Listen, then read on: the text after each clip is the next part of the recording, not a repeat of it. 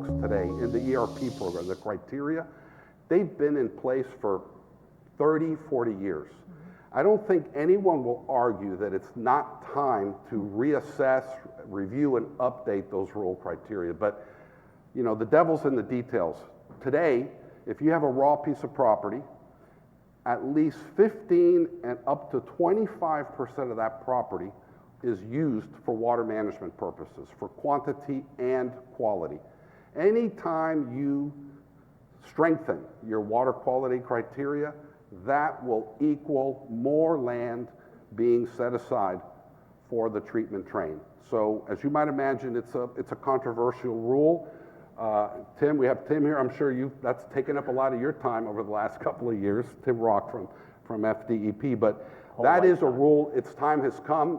Reasonable people can argue what that rule should do or say, but that's going to be a key regulatory driver for stormwater markets. And just very quickly to kind of wrap this up, in 2022, there was Governor DeSantis, again, this is a very momentous piece of legislation, House Bill 965, created what it will be, and I think we'll be talking about it, these water quality enhancement areas. To me, it's really the first major step in Florida for stormwater markets and the ability to create a system in Florida for voluntary purchase and sale of water quality credits. And they're called water quality enhancement areas.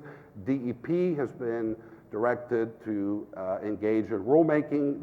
DEP's rulemaking plate has been overflowing lately, but we're hopeful that it will be made a priority in the coming years with DEP. So they've got the Clean Waterways Act rulemaking, which has strengthened and updated the water quality criteria. Now, a year later, 2 years later actually, we have the water quality enhancement areas. So you see a kind of a natural progression. Regulatory driver, legislative mandate, rulemaking, markets to meet those new needs. So just very quickly, in the context of environmental resource permits, you know, this new legislation, which we'll get into, there are instances where you, maybe in an urban setting, you don't have enough land to meet all of the treatment requirements. In some cases, you have to meet the net improvement requirements because you're in a basin where there are impaired waters, something of that nature. So in those instances, this water quality enhancement area can be a tool that will be beneficial. Remember, those of you who've been involved with Florida or just any kind of wetland mitigation banking, it was the same concept. In the 80s and 90s, we said, you know, it doesn't make a lot of sense to have what we called the postage stamp wetland in the middle of a Walmart parking lot. That wetland would never really meet its functional values long term.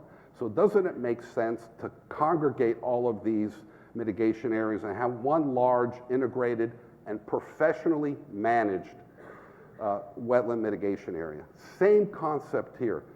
Today in Florida, in our structure, the 95+% of the stormwater treatment systems, the wet detention, dry retention, detention, is managed by a homeowners association, a property owners association, typically, with all due respect, not a sophisticated organization, not well versed in how to operate and maintain these systems in the long term. So in Florida, we literally have tens of thousands of water quality treatment systems, namely lake systems, that are 10, 20, 30 years old, and they're no longer functioning properly. They're not meeting the original design goals and parameters. So the idea behind a water quality enhancement area is to have a professional company that has a number of incentives and legal mandates to manage large-scale water quality treatment areas instead of having, you know, all these systems spread out among numerous HOAs or POAs. That's the fundamental concept. To me, it mirrors what got us to wetland mitigation banking in this country. Then I'm going to just real quickly, I don't want to go over my time, but on regulation. So as we talked, you know, those drivers, we have legislative drivers and we have regulatory drivers. So in Florida, you know, we have the numeric and narrative water quality criteria. In Chapter 62-302 of the Florida Administrative Code, that's state water quality standards. DEP has been under a mandate to develop numeric water quality standards, and they in fact have been doing that for a number of years. And once those numeric standards are developed, then they're implemented through the Environmental Resource Permit Program, which is implemented by DEP and Florida's 5 water management districts. So in 2009, DEP initiated rulemaking, and impressively, by 2011, adopted what would be the first set of statewide numeric nutrient standards for Florida waters. By 2015, almost all of the remaining waters in Florida have numeric nutrient standards. And so that is, again, a very critical driver for stormwater markets now that we've evolved into numeric criteria.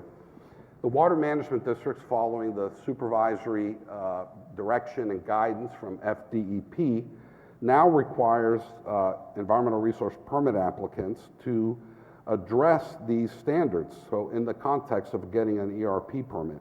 So any discharges that cause or contribute to a violation of water quality standards, and including discharges to impaired water bodies, must comply with the net improvement requirements that are set forth in the ERP rules. So now, in terms of this market, we have the groundwork has been laid. We have the regulatory driver, we have the legislative driver, and we have the political driver that's in place. So that's kind of, I apologize for going over so much information so quickly, but that kind of sets the stage for, this is where we are. Now, what do we do with this? How do we in Florida develop and build these stormwater markets?